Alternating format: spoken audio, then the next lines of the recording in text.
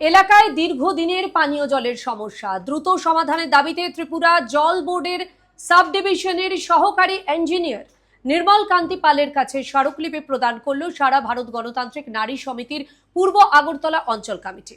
বিভিন্ন সমস্যার কথা তুলে ধরে দ্রুত পদক্ষেপের দাবি জানানো হয়। জলে জীবন। ত্রিপুরা এলাকার বাসিন্দাদের দীর্ঘদিনের পানীয় জলের সংকট, অনিয়মিত জল সরবরাহ এবং পরিকাঠামোগত সমস্যা সমাধানের দাবিতে সোমবার ত্রিপুরা জল বোর্ড সাব ডিভিশনের সহকারী ইঞ্জিনিয়ার নির্মল কান্তি পালের কাছে স্মারকলিপি প্রদান করে সারা ভারত গণতান্ত্রিক নারী সমিতি পূর্ব আগরতলা অঞ্চল কমিটি। সংগঠনের প্রতিনিধিরা জানান, বহু এলাকায় নিয়মিত পানীয় জল সরবরাহ হচ্ছে না। এর ফলে সাধারণ মানুষের দৈনন্দিন জীবন ব্যাহত হচ্ছে। দ্রুত সমস্যার স্থায়ী সমাধান এবং জল সরবরাহের ব্যবস্থা উন্নত করার দাবি জানিয়ে তারা এই স্মারকলিপি তুলে দেন।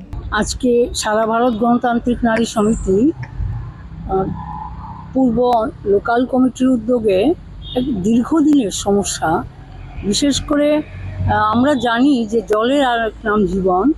এই জল নিয়ে ব্যাপক সমস্যা দেখা দিয়েছে এই এলাকার মধ্যে।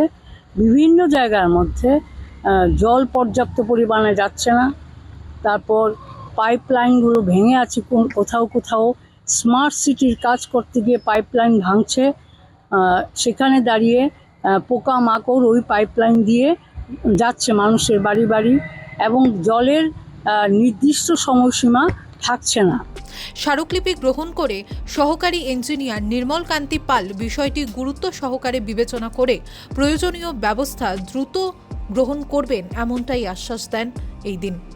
ত্রিপুরা থেকে দেবাশিস বসুর রিপোর্ট, সিএন ত্রিপুরা।